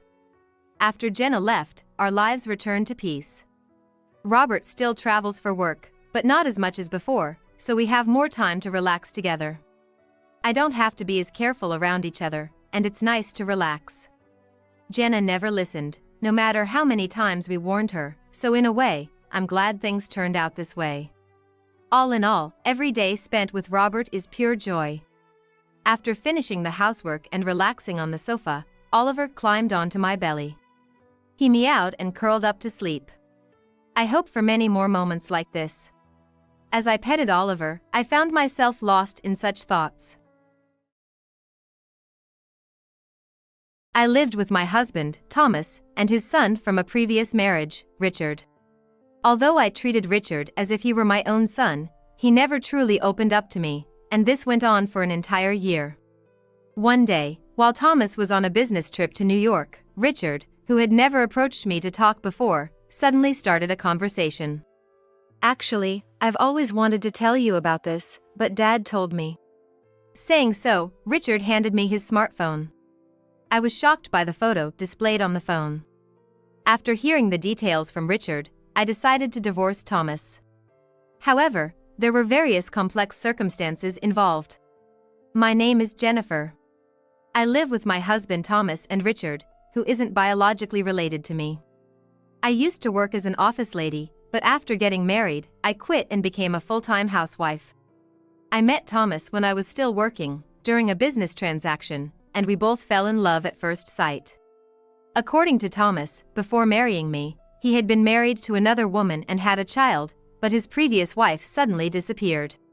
He could only get in touch with his former wife through the lawyer, and didn't know where she went, so they ended up getting divorced.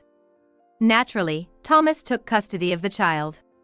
I did have reservations about marrying him under such circumstances, but with Thomas's persistent pursuit, and considering my feelings for him, I decided to go ahead. Our relationship was pretty smooth sailing. But there was one concern. That was about Richard, the son who isn't related to me by blood. I had met Richard several times before getting married, but he never truly warmed up to me. Back when we got married, Richard was still in elementary school, so I assumed he might have been missing his biological mother, and that's why he wasn't opening up to me. However, even after living together as a family for a year, Richard still hadn't opened up. He always ate the meals and packed lunches without leaving any leftovers and would give basic greetings like good morning and good night, so there weren't any major issues. However, he never shared stories from school or about his friends. Even when I tried initiating a conversation, it would usually be short-lived. Since I treated Richard like my own son, it was a bit saddening that he wouldn't open up to me. "Hey Thomas, can we talk?" I thought if our relationship with Richard stayed this way, it'd be problematic in the long run, so I wanted to bridge the gap now. I decided to talk to Thomas about it. "What's up?" "It's been a year since we started living together, hasn't it?" "Yeah, has it been that long already?" "So, what's up?" "Well, it's about Richard. He just won't open up to me." "Thomas, has Richard told you anything about me?" "Nope, he hasn't mentioned anything special." "I was worried that maybe he didn't like me." "You know, he's always been a mama's boy. He didn't warm up to me easily either. He clung to my previous wife until the day before she was no longer around. The sudden change in both his environment and losing his mother must have stressed him out. Anyway, I'll talk to him about it again." "Thanks. But he's probably just confused, so don't be too hard on him, okay?" "Of course, I won't be." Thomas was always there to listen. He was always there for advice, no matter how minor. He was so thoughtful and caring. At that moment, I was truly grateful to have him. At least, up until that time. With Richard asleep, we were enjoying some quiet time together when Thomas began to speak. "Sorry for the short notice, but I've got to head to New York for a business trip the day after tomorrow." "New York? This is sudden. How long are you gonna be gone?" "There's some trouble at the main office in New York. They need some extra hands. They said it'd be for about 3 days." "Gotcha. Sounds tough. I'll get some of your things ready then." "Thanks. That'd be a big help." Thomas was going on a business trip to New York. I didn't mind that, but what worried me was Richard. This could be a chance to bond with him, but we've never been alone together. I had this nagging feeling of what if something happens.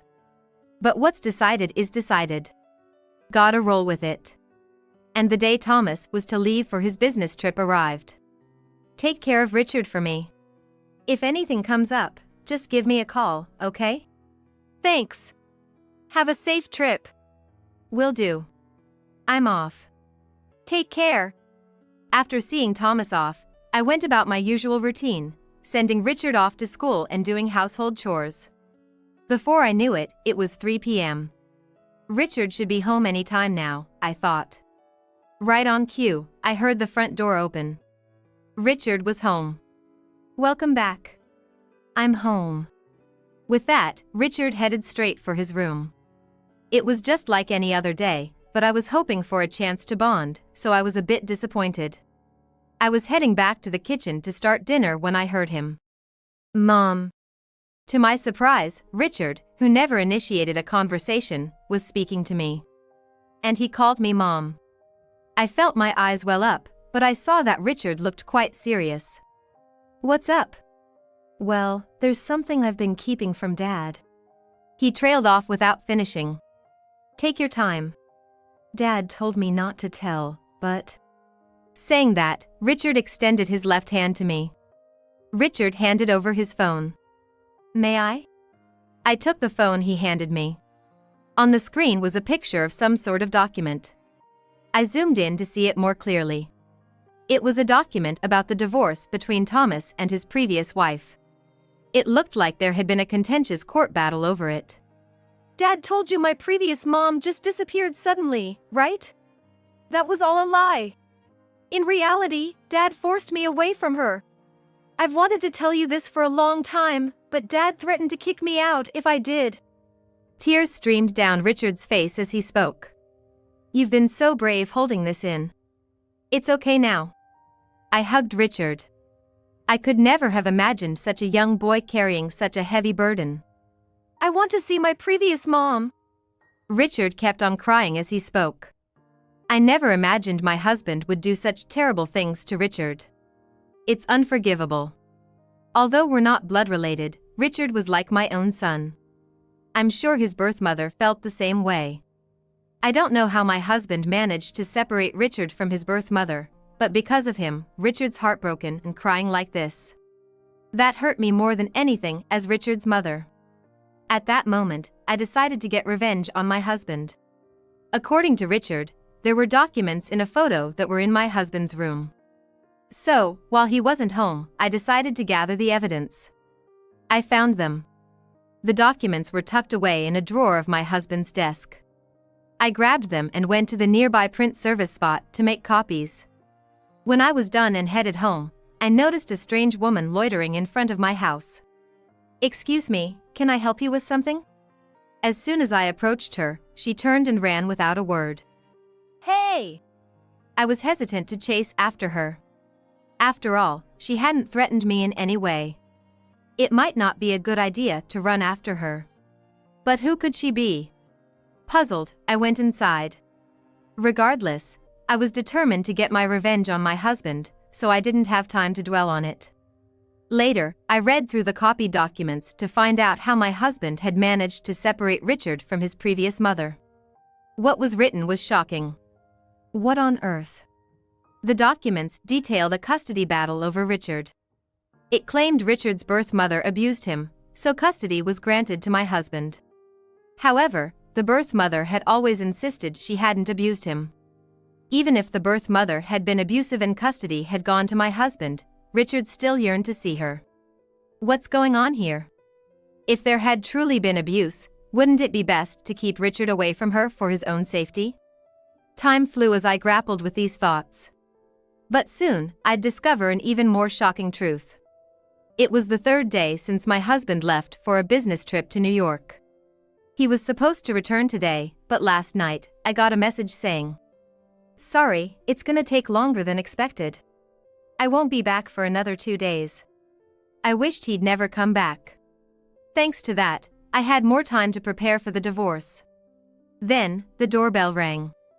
It was rare for anyone to visit, so I opened the door curiously. It was the same woman I'd seen in front of the house the other day. Concerned that a stranger was on my property, I demanded, "What do you want? If you don't have any business here, leave. If you don't, I'll call the cops." As I was about to close the door, she blurted out, "Wait! Is Richard here?" I couldn't fathom how a stranger would know Richard's name. "I'm so sorry for causing any discomfort. I'm Richard's birth mother." She showed me a child's health record book. Richard's name was clearly written in it, along with the birth date that matched. It must be genuine. And under the mother's name, it read, Mary. I remember hearing from my husband a while back that his ex-wife's name was Mary. This must be that same Mary. I figured it'd be awkward to just stand and chat at the door, so I invited her in. "So, what brings you here?" I had Mary take a seat and served her some coffee before getting straight to the point. "Do you know the circumstances of Thomas and my divorce? I've heard that Richard was taken from Mary by Thomas. Other than that, I don't know the specifics." "That's right. He was taken from me, that's not wrong. If it's not too much trouble, can you fill me in? I'm currently preparing to divorce my husband." "Oh, I see. Sure thing. To put it bluntly, Thomas is a big liar." "What do you mean? Did you know Thomas had debts?" "No, I've never heard of such a thing." "I see. He hid it from me as well. And that's why Thomas took Richard away. He probably did it to repay his debts. Thomas took Richard and then demanded alimony and child support from me." I couldn't grasp the situation. The story I heard from my husband was entirely different, and I never imagined my husband had debts. But, doesn't that sound off? Actually, I found some documents in my husband's room. I then took out a copy of legal documents I found in his room. It seems there was a lawsuit after he took Richard. It doesn't make sense to me that a man with debts can get custody. And here, it says Mary abused Richard. What's that about? "That's a lie Thomas came up with. I never abused Richard." "What do you mean?" "You said that Thomas took Richard away to pay off his debts and then demanded alimony and child support from me, right? Thomas knew he wouldn't get custody as long as he was in debt. So, he made up a story that I was abusing Richard and fabricated evidence." "But if the evidence was made up, couldn't you have just proven your innocence, Mary?" "That's the embarrassing part, I couldn't. I'm not familiar with legal stuff and didn't know what to do." So Mary couldn't refute my husband's testimony and lost the case, and everything went as he wished. Finally, everything I had been wondering about made sense. Richard had told me back then that he had been separated from Mary by his father, but looking at the court documents, it said that Mary had been abusing Richard. I was wondering why he'd want to see a mother who supposedly abused him, but little did I know that the story was fabricated by Thomas. "I'm sorry. Even if I didn't know, I shouldn't have married Thomas and effectively taken Richard away from you." "No, it's all right. I should have been more careful, so it's on me." "How's Richard doing now?" "He's doing well. He should be home soon. Would you like to meet him?" "Is that okay?" "Yes. Richard has been wanting to see you too." Knowing that the abuse allegations were false, I deemed it safe for Richard and Mary to meet. I suggested that we wait for Richard's return. While we were talking, Richard came home right on cue. "I'm home." "Welcome back. We have a guest, can you come to the living room?" "A guest? All right." Saying that, I led Richard into the living room. "Mom! I'm so sorry I couldn't protect you." And then Mary and Richard hugged each other tightly. It was a truly emotional reunion between mother and son. Seeing this, my anger towards my husband grew even more. I couldn't believe he made up the abuse story just to separate these two. I can't forgive him. After the two had calmed down, Mary and I began planning to get back at my husband. We decided to do it on the day he returned from a business trip. "I'm home." Finally, my husband returned from his trip. "Welcome back. It was tough out there." "It was. I'm gonna tell them no more business trips for me." As my husband was changing out of his suit, I said, "Can you sit down? I've got something to talk about." And I made him sit. "What are you talking about?" "You know, your previous wife, Mary. She suddenly disappeared, right?" "Yeah, she did." "Well, Richard started saying he wanted to see his previous mom." "I see. Things like that happened while I was away. Sorry for causing trouble." And so, I met her. At this point, I presented the documents from the court trial that Thomas had been hiding. "What's this about? You said Mary just disappeared out of the blue, right?" "Well, yeah, I did, but I left some details out. Didn't think you'd want to hear the long story." "What about the debts? Why do you?" "You took Richard to repay the debts, fabricated evidence that Mary was abusing him, forced your way into getting custody, and demanded compensation and child support from her, didn't you?" "How do you know about that?" "Right, Mary?" As I said that, the door from the adjacent room opened and Mary came out. On the day Mary came to our house, we plotted together to bring Thomas down. "Why?" "I called her here. I heard all about it from Mary." "Jennifer, calm down. You're being deceived. Mary is a terrible mother who hurt our precious Richard." As for that, after collaborating with a lawyer this time, it's been proven that all evidence of me abusing him was fabricated. Saying that, Mary slammed the lawyer's investigative report down in front of Thomas. "What is this?" "Mary and I collaborated. We gathered all the false evidence you used during the past trial and additional proof that your claims were lies. We had a lawyer check everything out, so there's no doubt." "This is nonsense. Are you two having fun trying to bring me down? That's it. Where's Richard? If I talk to Richard, he'll instantly know you two are lying." Seeing the evidence must have finally hit Thomas, because he started demanding to see Richard. I figured I should call Richard over. "Richard, your dad's calling for you. Can you come?" "It's okay. You both are with me." For this day, I made sure to tell Richard that I would be divorcing Thomas. Richard said that as long as he could be away from his dad, that was fine with him. I brought him. "Richard, you're on Daddy's side, right? Don't be fooled by Mommy, okay?" The moment Thomas approached Richard, he exclaimed, "No! Don't touch me!" and ran over to our side. "Listen to me." "No! I hate you, Dad!" The angry husband approached Richard, trying to forcefully pull his hand. At this rate, Richard's gonna be taken away again. Thinking I had to do something, Mary stepped in before anyone else could move. "I won't let you do as you please any longer." With that, Mary stood in front of Thomas, blocking his path. "Move. After failing to care for Richard properly, you dare act like his mother now?" "True, I lost the custody battle back then, and felt helpless. I had to let go of Richard. But now it's different. Jennifer is here, and more importantly, Richard wants to stay away from you, Thomas. That's all the proof I need." As Mary spoke up, Thomas, possibly at the end of his patience, looked like he was about to strike her. I quickly stepped in and stopped my husband's hand. "You'd better stop. You're only adding to your guilt." "What's the deal? All of you, ganging up on me?" "I've recorded everything, so our lawyer can review it later. If you don't want to add more charges, apologize to Richard and Mary and leave." "Darn it. Why?" "Richard, I told you not to talk about this. It's all your fault." Lies eventually come out. If you want to blame someone, blame your past self. "Shut up. It's because of you guys doing this."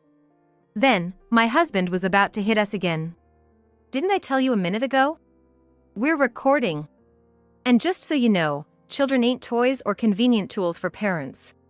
If you understand, get out and never bother us again." Hearing my firm stance, my husband seemed to lose all will to fight and slowly left the house. And so, Richard and Mary were finally freed from my husband's grip.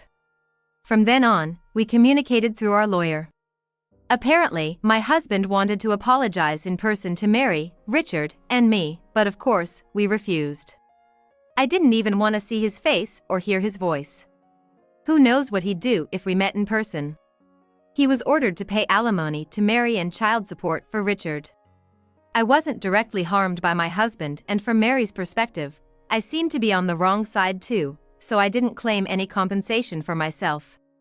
My husband was exposed for all his past wrongdoings, and due to that, he quit his job. I have no idea where he is or what he's doing now, and frankly, I don't care. As for me, I managed to secure custody of Richard and we're living happily together. I explained the situation to my previous employer and got to return to work.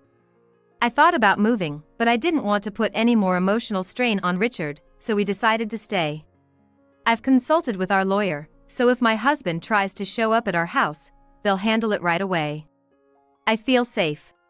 Mary comes over to see Richard on her days off. She was visiting on this particular day too. This is the alimony and child support my husband got from you, Mary. I can't accept this. It's okay. In a way, I'm at fault too. Normally, my husband would be the one to pay this, but I decided to return it to Mary as a gesture of apology. I understand. I'm sorry for the trouble. Thank you. With that, this matter finally comes to a close. Mom! Mama! I'm home. Welcome back. Richard, welcome home. Now that he's in a more stable environment and occasionally meets his biological mom, he seems much happier than when he lived with just my husband and me. Richard calls me Mom and refers to Mary as Mama. It's been a challenging journey, but seeing Richard's happy face makes me believe it was all worth it. Moving forward, Mary and I are gonna work together to ensure Richard's happiness. People who don't want to work should really leave. That way, we can hire new employees. I'd rather see younger workers than watching an old lady in her 60s, like you, with a tired face working. I'd enjoy my job more. Ever since the sincere manager John was replaced by the new manager Bob, all he cares about is efficiency, not considering the customers. Furthermore, he condescendingly refers to us veteran employees as old ladies and only seems interested in young girls. He's just insufferable. No one, neither I nor the part-time workers, could have imagined that such things would happen just a month after he took over. My name is Catherine, 63 years old. I currently live with my husband. We have a son, but he's now living on his own. I started working part-time at the local supermarket as soon as my child started elementary school. That was already 20 years ago. The supermarket I work at is a community-based small-scale store, run by manager John, a few staff members, and the rest are part-time or casual workers. When I was hired, I had requested to work short hours, but as my child grew older, I asked for more part-time hours. The supermarket's management seemed to have been going quite smoothly up until now. A few years ago, they underwent a significant renovation, giving the store a beautiful makeover. The size of the store doubled from what it was before, and the variety of products increased considerably. Since then, the business has continued to prosper. I believe the reason for the long-standing stable management is because of manager John's excellent personality. He actively and cheerfully communicates with customers, is kind to the elderly, and is a genuinely wonderful person. It was a very comfortable working environment for us part-timers. However, one day, out of the blue, he announced he would be leaving the store. I couldn't believe my ears. I can't believe manager John is quitting. Maybe he's sick? I'm so worried. Those were the thoughts running through my mind as I finished my shift that day. The next morning, during the morning meeting, manager John himself gave the announcement. I've mentioned this before, so many of you might already know. I've decided to leave this supermarket, which I've loved for many years. The moment he said that, there was a murmur among the employees. Many of you probably want to know why I'm leaving. As some of you might be aware, I've had chronic back pain. It has gotten worse over the past few months, and I've had to visit the hospital multiple times. Since I knew about his back pain, the reason made sense to me. I've firmly decided to step down for now. My wife supports my decision. I hope the employees here can understand and accept my decision." As he said this, a loud applause erupted from the employees. Some even had tears in their eyes. He was indeed a beloved figure among us. I too felt a lump in my throat. Continuing, he said, "My successor will be a man named Bob. If anyone here wishes to continue supporting this store, please do so under the new management." We all nodded in agreement. Then, with his usual bright smile, he said, "Thank you all for everything." The next day, a special morning meeting was held. "Today, we have my successor, the new manager Bob here. I'll now hand it over to him." It was the transition time from Manager John to the new manager Bob. I was inwardly excited, wondering what kind of person he might be. Then, a tall man stepped up beside Manager John and began to speak. "Hello everyone. My name is Bob, and I'll be taking over as the manager of this store. I look forward to working with you all." All the employees applauded in unison. Manager John then added, "For about the next week, due to various handover tasks, both I and the new manager Bob will be coming to the store to work. I expect Manager Bob might visit different departments, including the kitchen areas, so I hope you all will support him." Initially, looking at the new manager, I thought he seemed sincere and believed I could work well under his leadership. However, during the period when we had two managers, strange rumors were circulating in our store. Our supermarket became a subsidiary of a certain company a few years ago. This company became our parent company, and the rumor was that the new manager Bob was a relative of the president of that parent company and got his position through connections. To me, whether Manager Bob got the position through connections or not didn't matter as long as he fulfilled his responsibilities as a manager. But after the dual management period ended and Bob took over, something unexpected happened. Manager Bob announced he was going to change the store's policy. "Since I am the manager now, please follow my instructions. Conversations among employees, and especially with customers, should be minimized. Casual chat and small talk only distract from work. If I catch anyone chatting unnecessarily, be prepared for a lecture." I felt uneasy about these sudden directives. Until now, conversations with customers had led to changes in the products we stocked or adjustments in quantity. Furthermore, the friendly atmosphere where customers and employees could easily chat was one of our store's proud features. But now Bob was demanding a change, and both the part-time workers and the other employees were bewildered. Since Bob took over, the conversations between employees have decreased. Even when communicating about work, we'd check our surroundings to make sure Bob wasn't watching. Also, interactions with customers declined. If caught talking to a customer, employees would later be called aside by Manager Bob for a reprimand. This became a daily occurrence. We followed his directives because it was the store policy, but the store's atmosphere only deteriorated. On my day off, I went shopping at another nearby supermarket. Usually, I shop at the supermarket where I work, but I didn't want to see Bob's face, even on my day off. That's when I saw Mrs. Smith, one of our regular customers, shopping there. She was talking to someone, and even though it was rude, I eavesdropped. She was talking about our supermarket. I usually shop at that supermarket, but lately, the atmosphere has been off. Apparently, there's a new manager, and the store's vibe has completely changed. The staff used to be so friendly, but not anymore. I'm thinking of not shopping there anymore. I whispered to myself, "Oh no." That was the moment I realized that our customers were drifting away. When I shared this with other part-timers on my next workday, several had similar experiences. Furthermore, in the customer feedback section at the store entrance, there were complaints about the recent atmosphere. There were also online reviews giving the store 1 star, stating they'd never return because of the dark atmosphere. We decided to report these facts to the manager and boldly conveyed our concerns. But Bob refused to change the policy. All of you, who have worked in the supermarket for years, don't seem to understand. If you spend time with one customer, you lose out on other tasks. You still get paid while you chit-chat or do things unrelated to work. I want all of you, especially part-timers, to prioritize efficiency. Indeed, focusing on efficiency might be crucial for running a business. However, not all conversations with customers are a waste of time. Assisting the elderly with packing might not be a direct job responsibility, but taking care of customers is essential.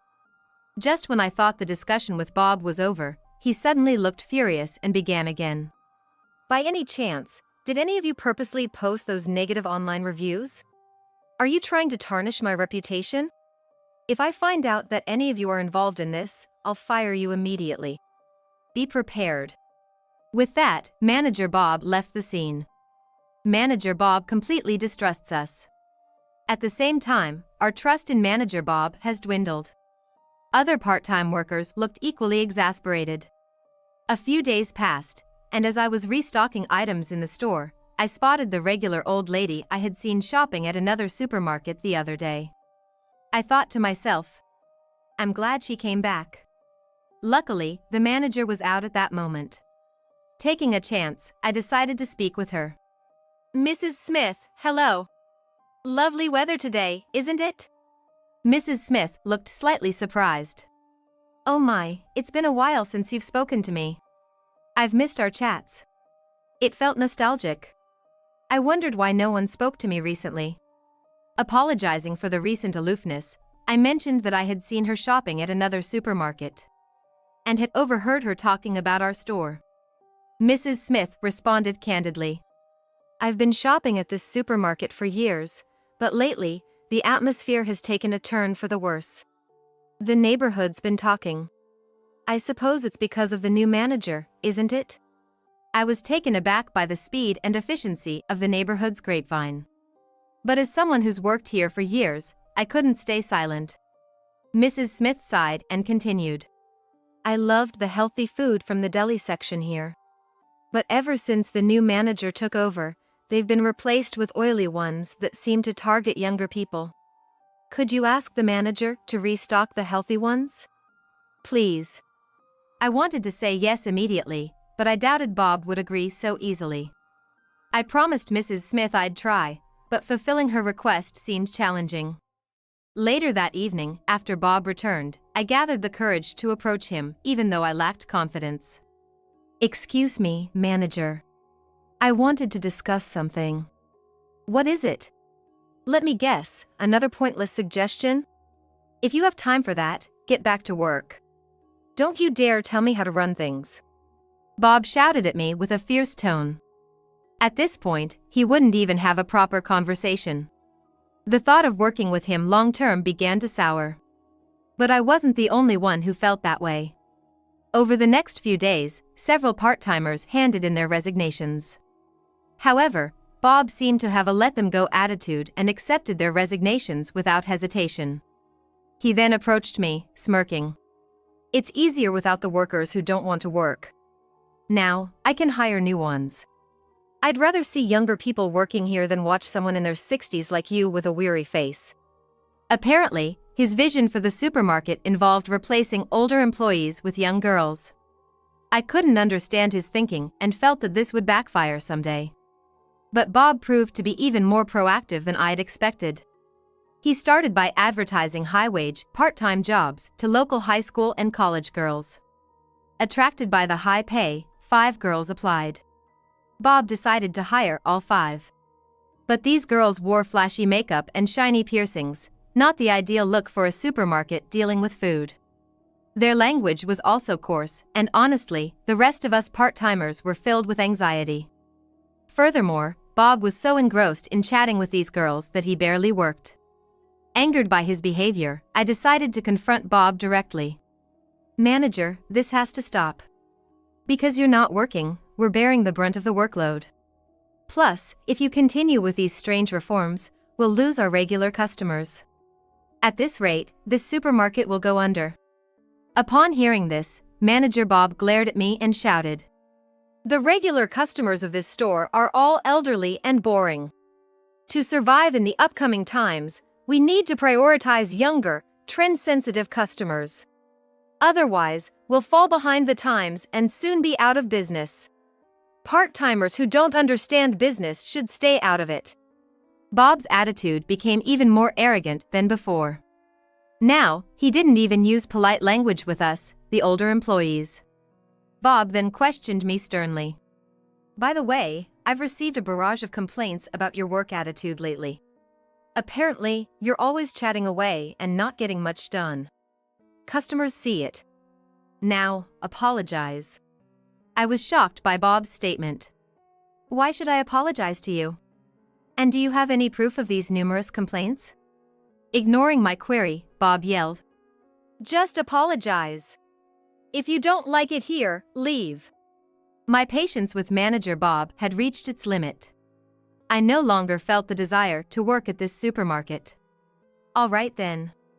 I'll quit, effective immediately. Thank you for everything until now. With that, I left the supermarket. After I left, other staff and part-timers also resigned. Eventually, only Bob and the student part-timers remained in the store. He probably enjoyed the environment, being surrounded by young girls. But I wondered what would happen when they went to school. Could he manage the store on his own? It wasn't my problem anymore. I found a new job at another nearby supermarket. There, my many years of experience were appreciated, and I was warmly welcomed.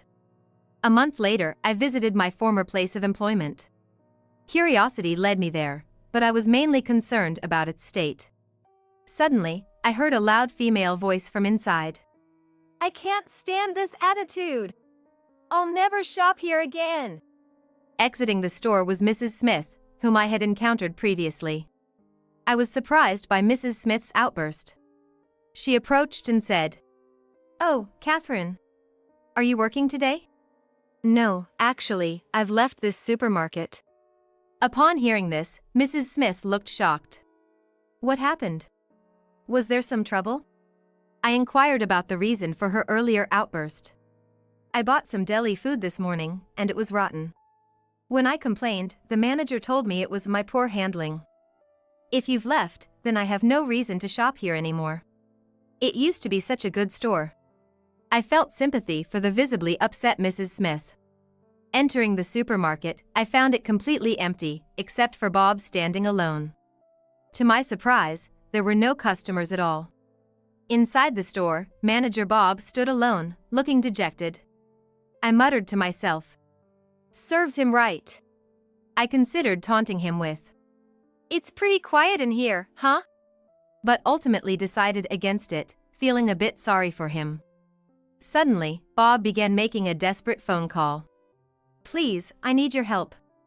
I had no idea what he was seeking assistance for, but he looked quite panicked. As I roamed around the store, Bob approached me. What did I do wrong? After you left, other employees also left, and even the young girls resigned. At this rate, this store will really go under. My relative, the company's president, confronted me harshly yesterday. I just don't know what to do. In response to Bob's desperate plea, I simply said, You reap what you sow. Bob collapsed, bursting into tears. Suddenly, two men entered the store. One of them was John, the former manager of the supermarket. Isn't that Catherine? Long time no see. It's been a while. What brings you here today? Even though it had only been a month, having seen him daily at work made it feel much longer. Well, we've decided to bring in a new manager to turn this supermarket around. The man beside John spoke up. Nice to meet you. I'll be the new manager of this supermarket. My name is Lucas. I believe you've heard about me from the company president and former manager John. I look forward to working with you. Bob nodded slightly. Lucas grew up in the heart of New York and is a very sincere and compassionate man. We believe he's the right person to improve this store. Bob looked up, his face full of uncertainty. So, what's going to happen to me? By order of the company president, you'll be returning to the parent company, effective today.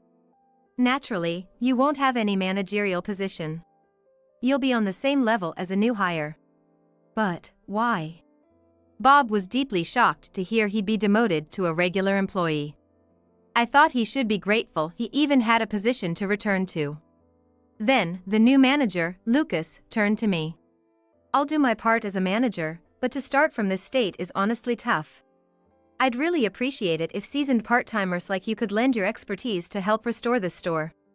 John also said. Please. I replied. If there's an opportunity to return, I'd gladly accept. And so, I rejoined the supermarket I'd served for many years. Several of the part-timers who had quit during Bob's tenure also returned after hearing of his departure.